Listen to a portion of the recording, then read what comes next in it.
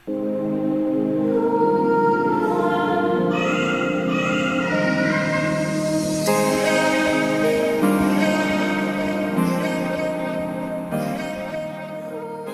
tapi mungkin gue kembali lagi nih kepada kita kan punya niat untuk membantu teman-teman kita yang masih junior nih. Nah, kira-kira tips and tricksnya apa nih yang bisa di-share kalau untuk liputan kriminal? Kalau aku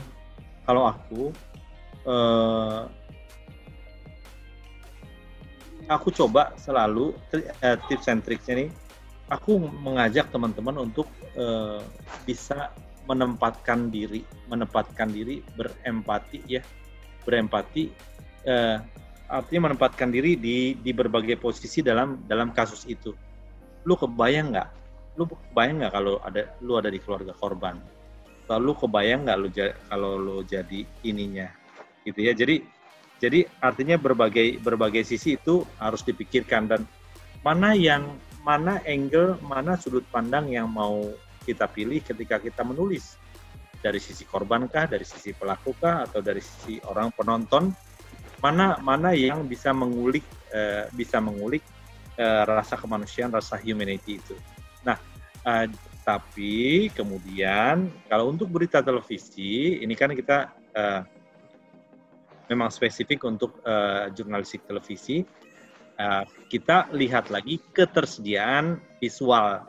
Jadi pengambilan gambar atau gambar-gambar yang frontal seperti itu sebetulnya nggak banyak berarti, karena pada akhirnya akan di-blur dengan sangat tebal dan juga atau akan dibikin hitam putih. Tapi barang bukti yang bisa merepresent simbol-simbol itu, misalnya sendal, sepatu, kendaraan atau tas atau jaket, benda-benda mati itu kemudian bisa kita olah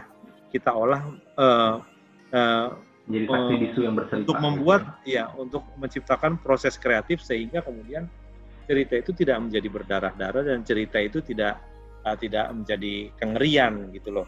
Nah, itulah kata kunci dari aku. Nanti mungkin teman-teman nambahin, tapi aku yakin di dalam hati setiap orang, aku dan kamu dan mereka, ada sisi humanity, ada itu yang paling luhur ya, adiluhur di dalam diri kita masing-masing yang disebut roso itu. Itulah mengapa kita jadi wartawan, karena pada akhirnya ujung penilaian kita adalah nurani gitu. Seberapa besar nuranimu memanggil, seberapa besar nuranimu itu menjadi katalis untuk menulis berita kriminal, itu kembali ke situ kalau menurut aku. Silakan teman-teman. Gue mau nambahinnya, konkretnya usulan gue mah gini, reporter baru mungkin emang walaupun sekarang sudah ada kontributor, ditandemin deh, mau kontributor sebulan 2 bulan mah ya, karena untuk put in their position di korban tersangka, udah benar memang secara seperti itu, jika memang tidak mereka memiliki kesempatan itu kadang-kadang, tapi ya itu tadi pesan awal tuh di lapangan gitu. Ini gue agak ekstrim ya maksudnya, jadi menurut gue tuh ya nggak usah setahun lah gitu, sebulan 2 bulan biar dia nge-feel gitu bagaimana kemudian agar merasakan perasaan keluarga korban, tahu kisah di baliknya, dia ketemu langsung tuh sama si keluarga korbannya gitu kan gitu. Aja sih. Jika yang masih ada di dalam dan bisa membuat sistem berubah, cobalah itu. Karena itu akan lebih punya modal kuat dan akar dan modal ke depan sepanjang hidup gitu, kisah. Membuat kisah atau mencari kisah itu akan jadi terus nempel gitu. Dan itu memang ya nambah dari Carlos ke Acir, terus lebih ngerucut lagi. Kalau gue mah gini, belajar dari berita kriminal tuh, apalagi yang panjang itu ya, Tabir sama Deha itu ya. Kita ketika wawancara atau mendekati keluarga baik pelaku maupun korban, kita nggak bisa gini. Kalau lo pakai pertanyaan langsung, itu lo pasti akan malu banget deh. Misalnya, kenapa Bapak Pak baru duduk? Pak, kenapa Bapak membunuh anak Bapak? Iris kuping gue, nggak akan mereka jawab. Jamin bahwa lo tidak akan mendapatkan jawaban apa-apa. Tapi bagaimana lo ketika sudah berbicara dari mana-mana gitu, dari polisinya, dari tetangganya, dari apa-apa sih yang sebenarnya terjadi. Di situ kita baru kita bisa memformulasikan pertanyaan-pertanyaan yang dari step by step-nya gitu ya. Oh ternyata ini latar belakangnya ini, jadi sampai kita tidak bertanya kenapa Bapak melakukan itu, kenapa Ibu melakukan itu. Sampai akhirnya dia akan menjawab dengan sendirinya. Dan itu memang, ya lo kalau nggak punya rasa empati ya nggak bisa melakukan itu memang. Kayak gitu ya. Jadi lo memang harus, ya itu memang seninya dan lo harus jalanin gitu. Jadi nggak ada pertanyaan yang, kenapa Bapak tadi ngerampok? Ya nggak dijawab atau jawabannya bohong gitu. Tapi ketika kita tahu apa sebenarnya yang terjadi gitu ya, ya dia merampok karena ini, karena itu. Bahwa kejahatan tetap kejahatan, tapi sisi manusiawinya tetap harus ada. Nah, di situ yang memang harus. Dan itu memang ini sih ya. Dulu tuh gue inget gak dulu tuh ada majalah apa sih di majalah Kartini ya? Oh Mama Oh Papa. Oh Mama Oh Papa. Itu tuh, aduh maaf ya, rendahan banget gitu. Tapi itu loh, kriminal tuh kayak gitu, bahwa itu tuh tentang kehidupan gitu. Ya konflik diawali dengan, bahwa kriminal itu memang diawali dengan konflik batin, konflik antar manusia gitu ya, konflik pemikiran sampai akhirnya dia memutuskan berpikir pendek lah gitu ya. Nah itu yang, ya itu Oh Mama Oh Papa itu ya kriminal tuh ya kayak gitu sebenarnya ya gitu. Ya itulah Oh Mama Oh Papa. Andaikan masih ada Oh Mama Oh Papa tuh anak-anak baru tuh harus baca sebenarnya. Sensitif gendernya dapet, perspektif korban dapet, bagaimana memutuskan masalah hidup itu dapet, gitu ya. Ada yang kurang uang mungkin majalah kayak gitu. Majalah Kiloan Kartini bisa dihadirkan, gitu kan? Dihadirkan SCPR. Sekedar ini apa? Sekedar ini aja sharing saja. Saya membaca majalah Kartini karena unsur erotisnya sebenarnya di bagian Mama Oh Papa. Ya memang kalau dari segi penuturan itu mereka sedikit eksplisit begitu untuk Oh Mama Oh Papa di zaman saya. Saya pikir sampai sekarang juga masih seperti itu. Tapi kembali ke topik pembahasan. Jadi tadi kan udah dibahas kira-kira untuk peliputan tuh kita harus punya semacam sensitivitas. Kita lebih fokus kepada sensitivitas ketika kita meliput berita kriminal, peristiwa kriminal yang dikategorikan sebagai peristiwa kriminal, untuk bisa menyajikan sebuah berita yang bermakna dan berarti bisa gitu kan kurang lebih. Tapi gue cuma pengen nambahin dari sisi teknis gitu. 5 hal yang harus kita pastikan dapat di lapangan. Itu pertama adalah TKP, tersangka, barang bukti, korban, dan pernyataan dari pihak kepolisian. Bener nggak? Nah, betul. Pihak kepolisian lokasinya di kantor polisi, TKP ada di lokasi kejadian. Tersangka kalau udah ketangkep itu ada kantor polisi. Terus kalau misalnya dari sisi korban, ingat kalau misalnya ada yang meninggal pasti ada jenazahnya. Nah, jenazahnya ini yang kadang-kadang menjadi sulit untuk dilacak karena ada proses yang terjadi berkaitan dengan jenazah. Ketika ada ditemukan jenazah yang meninggal, apakah itu karena dibunuh atau segala macam, pertama yang terjadi itu adalah pelaporan ke polisi, ke kantor polisi.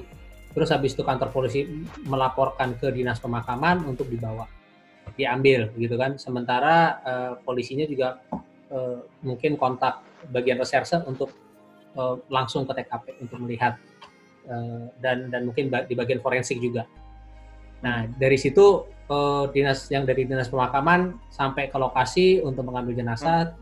Terus habis itu polisinya akan mengolah TKP itu, jenazahnya dibawa ke RSCM, pemulasaran jenazah. Jadi, kalau dari sisi teknis udah dapat infonya nih, yang pertama kita harus tahu adalah posisi jenazah ada di mana.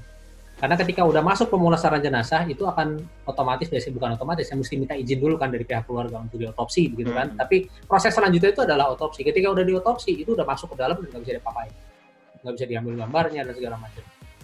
Kurang lebih gitu kan. Nah, mengenai barang bukti ini yang mungkin harus harus ada kerjasama dengan pihak kepolisian. Nah, kerjasama ini kan bisa ketika konferensi pers gitu, mereka biasanya kasih lihat buktinya di mana. Tapi kalau misalnya belum sampai ke tahap itu, nah itu yang mungkin sedikit sulit. Mungkin ada menambahkan? Aku nambahin ya, makasih atas diskusi kita malam ini ya. Jadi artinya seperti sebuah memori itu, ini harddisknya nih dipanggil lagi nih memori.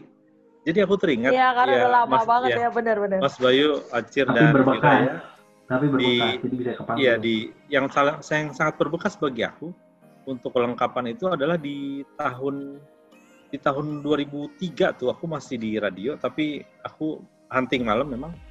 Jadi ceritanya ada pembunuhan dan TKP di Tanjung Priuk di Pelumpang di daerah Walang Jaya sana. Dan kami meluncur ya dengan cepat.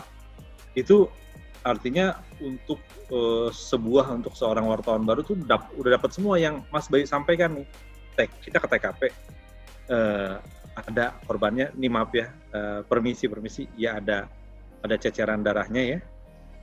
Ada ceceran darahnya, ada TKP-nya dapat, mayatnya dan ambulan palang hitamnya berangkat tuh dapat ya, terus saksi ada ya. Jadi ini ternyata tukang sate membunuh tukang nasi goreng itu dengan celurit.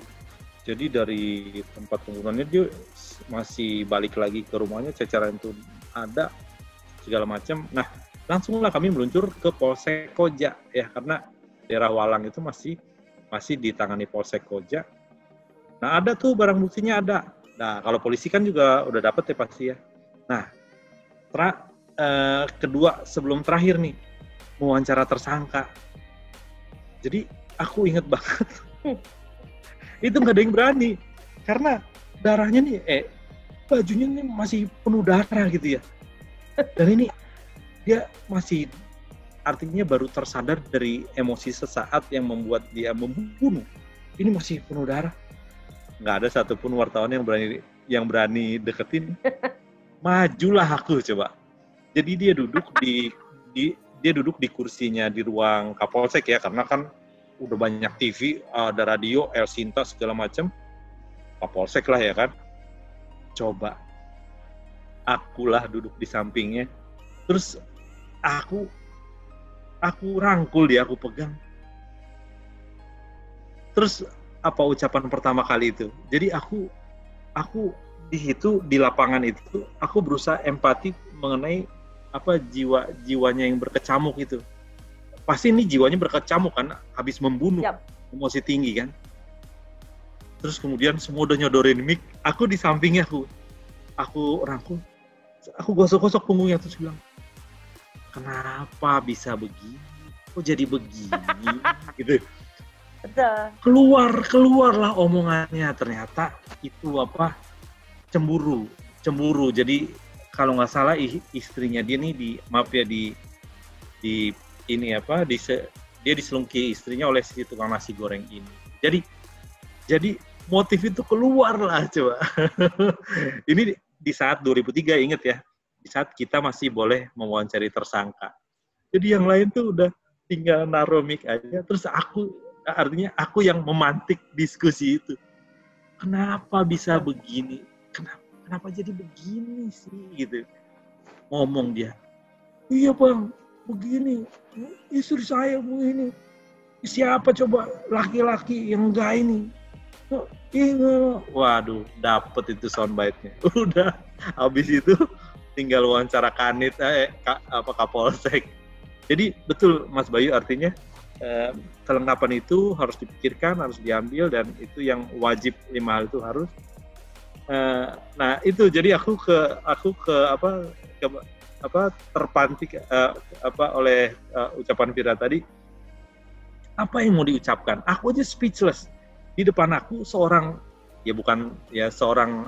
bukan terduga lagi, ya udah confirm dia pelaku kan, karena ada saksi juga dari situ, dan polisi juga. Dan ini bajunya ini masih penuh darah dari si korban. Dia adalah pelaku gitu. Gue mau ngomong apa nih ke pelaku?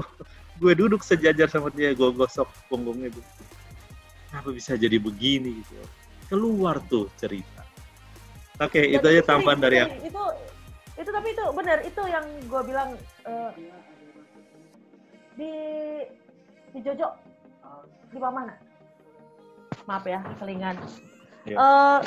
Itu yang tadi gue bilang, itu sering terjadi ya, bahwa pertanyaan itu nggak bisa sama dengan ketika lo bertanya dengan menteri, presiden, atau anggota DPR atau pejabat lainnya. Nggak bisa. Pak, apa alasan dikeluarkannya aturan ini? Dia akan jawab. Tapi kalau itu yang, kenapa bisa begini? Nah itu seperti itu juga ilmu-ilmu yang di lapangan tuh kayak apa ya, kayak gue, gimana caranya dia mengungkapkannya ya gitu ya. Ibu, apa yang paling ibu rasakan kehilangan ketika anak ibu nggak pulang-pulang gitu ya. Ya dia lebih menjawab itu dibanding ketika gue bertanya, ada masalah apa sih Bu di rumah gitu. Itu beda derajat pertanyaannya tuh. Beda derajat itu gimana ya, itu dia ngajarinnya itu memang itu diksi kata itu penting banget ketika gue bertanya. Nggak bisa gue bilang, gue tanya ibu gimana perasaannya anak ibu nggak pulang-pulang, ya dia nggak akan jawab juga, atau itu pertanyaan yang bodoh, tapi itu dengan diksi yang lebih empati, itu yang gimana kalau gue ada di posisi dia ya gitu ya.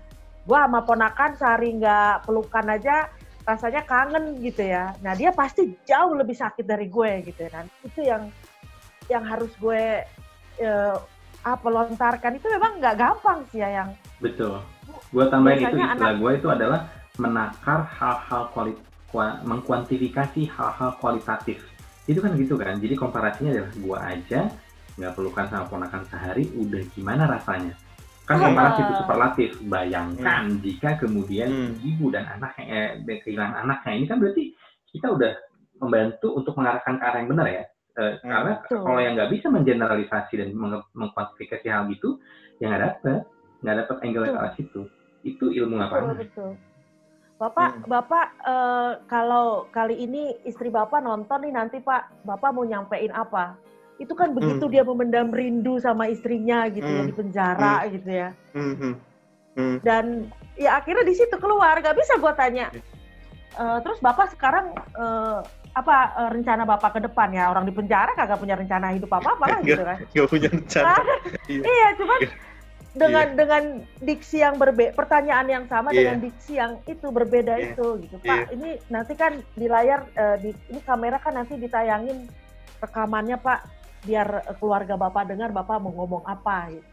Saya saya pengen pulang gitu kayak gitu lah. Jadi ya itu memang ya itu ilmu om mama opapa sih sebenarnya itu ya, yang sorry ya kalau bagi gua om mama opapa kan dulu bacaannya bukan yang kelas-kelas anak-anak pintar gitu ya.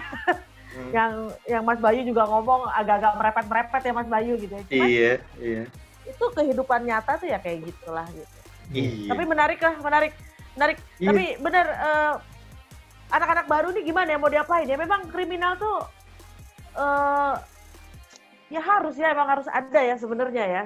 Cuman formulasinya aja lah yang harus diperbaiki terus. Makanya tandemin sama kontri sekarang. Harus ditandem ya. Atau itu tadi suruh baca Oma Papa, cari Kartini dulu, suruh baca Oma Papa, terus di review. Itu udah 2 cara nih, udah ketemu loh. Udah kita udah menemukan 2 cara minimal. Udah suruh pergi ke pasar loak, beli Kartini yang ada Oma Papa, pilih ceritanya dulu, suruh retail di mana gitu kan. Iya. Cuman sorry sih, Kenapa? nggak bisa ikut lagi sama Kontri, karena Kontri itu juga udah nggak jalan lagi. Dia tuh udah tangkulak berita, Cir. Yang jalan tuh stringernya dari stringer, iya. Gak apa-apa lah, berbagi rezeki lah ya. Iya.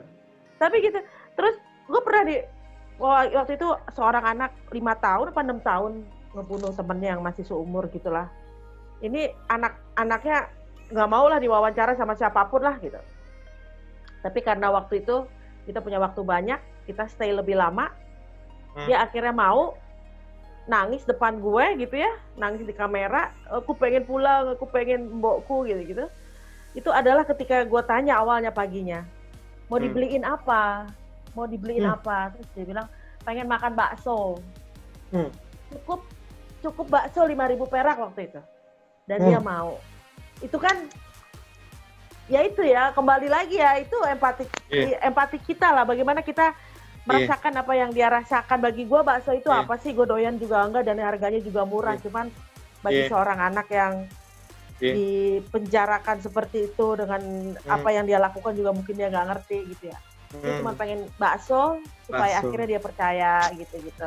Ya itulah kayak gitu yang memang sayang sih anak-anak sekarang nggak ngerasain ya kayak gitu ya sebenarnya. Iya. Teman-teman yang sekarang ya. Privilege kita dulu, tuh ya, zaman dulu ya. Iya, privilege kita sebenarnya. Dulu tuh waktu ngelakuin itu ngeselin banget sih sebenarnya bagi gue ya. Misalnya liputan malam, kantor polisi yang kadang alamatnya dulu belum ada GPS ya, Bo, gitu ya. Nggak ada. Nggak ada, gitu ya. Gue waktu dulu liputan kriminal, itu ingat nggak? Dulu tuh kita punya buku peta yang buatan Jerman, yang tebalnya segini. Gue kuning berfungsi. Jadi gue setiap kali liputan kan gue duduk di samping driver, ya kan? Kameramen di belakang kan. Jadi gue punya fungsi lain sebagai navigator. Kanan, kiri, kanan. Oh salah ya. Oh mohon maaf. Putar balik lagi. Iya buku peta itu tuh. Karena gue butuh buku peta itu karena ketika tugas malam kita kan mantau radio polisi. Google Map, Kita kan mantau radio polisi. Ketika kita tahu alamatnya dan segala macam gitu kan. Timur Kupang Pati, langsung aja kan kita harus buka lokasinya ada di mana gitu kan. Kita kan standby-nya itu kan kita di Patal Senayan atau di Blok M di Bulungan gitu kan. Nah itu yang rada tantangan tersendiri gitu. Kalau misalnya memantau Halong Pati. 10-2 86 13 17. Ya begitu. Itu tuh kami merindukan Emon, Blok M dan Indomie. Betul. Iya Indomie, Indomie telur, enak banget tuh pakai sawi. Itu tuh sebelum ngelakuin itu dulu tuh kesel banget ya, tapi ternyata itu sangat mempengaruhi. Dan gue belajar banyak gambar lah di Drap Hukum itu, gue belajar banget di situ. Gue belajar yang namanya news magazine tuh seperti apa, itu ya di Drap Hukum itu. Gue rasa itu kata kuncinya itu, Fir. Jadi sebuah peristiwa kriminal itu tidak bisa berdiri sendiri. Dia harus ada semacam pendalaman kasusnya, isunya bukan kasusnya, isunya untuk menjadi lebih bermakna. Dan kemudian kalau misalnya selama ini dianggap berita kriminal itu dibawa, ketika kita membahas isu yang lebih besar itu jadi naik kelas dia, kurang lebih gitu. Kayak misalnya bayi dibuang, isunya sebenarnya apa sih? Bukan hanya sekedar bahwa mereka belum siap menikah atau seks bebas begitu ya, tapi lebih ke nggak sih ya, kemiskinan, sesimpel itu ya. Betul itu, benar. Betul, lagi masalah ekonomi dan segala macam. Gue ingat banget ada waktu itu gue ngeliput di pengadilan, jadi bukan di lapangan peristiwa kriminal gitu. Jadi ada seorang ibu-ibu yang dihukum karena dia menampung bayi-bayi yang dibuang ini untuk kemudian dikasih ke orang-orang yang pengen mengadopsi mereka. Terus di pengadilan itu dia teriak-teriak, seharusnya pemerintah itu memberi saya penghargaan karena saya menyelamatkan begitu banyak anak-anak yang tadinya udah mau dibunuh sama orang tuanya. Dan ternyata di balik itu ada permasalahan yang jauh lebih besar. Jadi sistem adopsi Indonesia itu begitu sulitnya, dan channel-channelnya itu tidak tersedia dengan baik karena mereka diarahkan ke panti asuhan untuk anak-anak berkebutuhan khusus gitu loh. Jadi anak-anak yang dibuang dan segala macam yang mungkin normal itu mereka nggak dapat akses. Gimana caranya gue mau ngadopsi anak tapi yang berkebutuhan khusus gitu. Akhirnya mereka cari-cari ke channel-channel lain termasuk ke panti asuhan ini gitu loh, yang menampung justru malah nyari gitu loh. Ketika dia kasih anaknya ke orang tua yang pengen ngadopsi, trafficking, otomatis kan dia si orang tuanya kan oke, kira-kira ada yang bisa saya kasih nggak? Ya kan ini dia udah tinggal di sini selama 2 tahun, 1,5 tahun atau berapa bulan gitu, kira-kira pengeluaran saya 3 juta. Oke, saya kasih 10 juta ya, karena dia suka banget sama anaknya. Akhirnya itulah yang membuat dia masuk ke penjara dan duit malu. Nah dari situ kan gue mengaitkan, sebenarnya ini isunya jauh lebih besar dalam adopsi gitu ya. Iya. Iya, jadi kata kunci yang keren. kata kunci kata kunci yang sampai sekarang akhirnya aku ingat ketika menjalani profesi ini adalah tidak ada yang hitam putih, itu semua abu-abu. Selalu ada argumentasi, selalu ada alasan di balik tindakan seseorang. Itu akhirnya yang aku pegang untuk semua perkara kriminal, perkara hukum, perkara politik. Selalu ada alasan, selalu ada argumentasi. Ada alasan untuk orang berbuat sesuatu. Itu sih kalau aku. Jadi ya alasan itulah yang kemudian kita coba gali gitu. Kita coba gali dan kita tampilkan lagi sebagai story. Kalau keahlian kita, kemampuan kita kan selalu bercerita kembali nih, sehingga kemudian cerita kita banyak yang dengar. Gitu aja kan, simple kan?